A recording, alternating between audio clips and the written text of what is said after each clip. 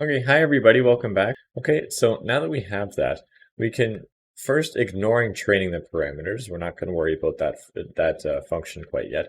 Given any parameters, and I'm going to call it, say, bad beta, we'll let bad beta equal the numpy.array of, okay, so whatever some beta parameters are, notice that this is the underlying true relationship. So if I was to put it as 0, 1, 2, that is not going to get 100% accuracy or 0, 0 error. It's going to do as best as it possibly can because that'll minimize the MSE. But the whole point is we don't know this yet. And so right now I'm just going to pick random values. And actually I should clarify, we never will ever know the true underlying relationship here. We just get the model back. When we do train the parameters, it's going to get estimates that are hopefully close to these values because that's what it is. But it's random based off the data. So here we have bad beta is equal to maybe, not 0, 1, and 2, but maybe 1, -2, and 3. Okay, so that's going to get a pretty bad error, we can tell. And so if this is our vector, well, then we can get our predictions back with y hat. And how do we call that? We give it bad beta, and we give it our random x, which is up here. That's going to be, well, we got random data is actually an xy pair. And so we'll say that we'll actually get random x is capital, is equal to random data sub 0. And actually later on we will use random y as a vector is random data sub 1. Okay? So the x is this thing, the y is this thing right here. So we can get predictions is equal to y hat of bad beta, and then we also give it the input, and so that's going to be what we call random x here. And for now, let's just output, I don't know why it's doing that, it's just annoying me. And now we can output predictions is, okay, so we have 1, 2, 3, 4, 5 things. That makes sense because we have 1, 2, 3, 4, 5 inputs. Okay, so then we can measure the MSE on this model. And so the MSE, let's say bad, it's going to be a bad MSE. Bad MSE is equal to MSE, how do we call this thing? We give it the observed y's, which is going to be random y. Those are the real values. And then the predictions are what we just got there. And then so bad MSE is 38.22.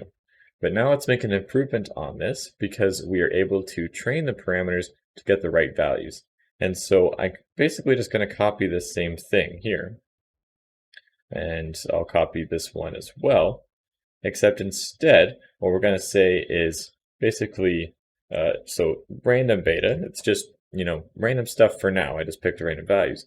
Except then what we're going to do is call train params. And actually what it does, notice how we're using this function, it's going to return, okay, the other thing, the other function updated the dictionary. This one's going to just return the vector. And so this one is going to return, let me see, we'll do, okay, so good beta. So good beta vector is going to be the train params, those are zeros. Train params of, how do we call this? We need to give it random x, okay, random x, and the y's is random y. And this should make really good sense, how we're only passing it the data. Okay, that's really all we need is based off of the data, how do we get the right parameters here? Okay, so then we get random x is this, random y is that. I mean, I guess I'll switch the order up here. So I'll put that up there. Then we get good beta is these things. Predictions is going to be y hat on good beta. Okay, good beta. And notice, actually, before I called this thing, I don't actually need this random beta thing. I was used to the old dictionary format. We don't need that random beta at all. So we have predictions is y hat of good beta. And then what is that also a function of? It is going to be, I kind of forgot for a second.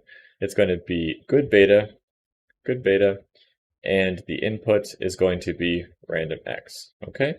And so this makes sense. We get our predictions based off of our slopes and our inputs, and then we get what's hopefully a good MSE because we train the parameters to minimize the MSE.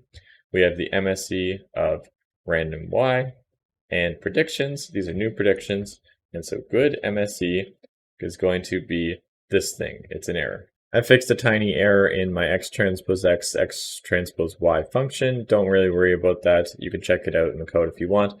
But yeah, now we have a good MSE right here, and we get 0.03. Okay, so clearly we got the right parameters here, and we actually got the lowest MSE that we could, because that's the slope, the parameters that actually got us there.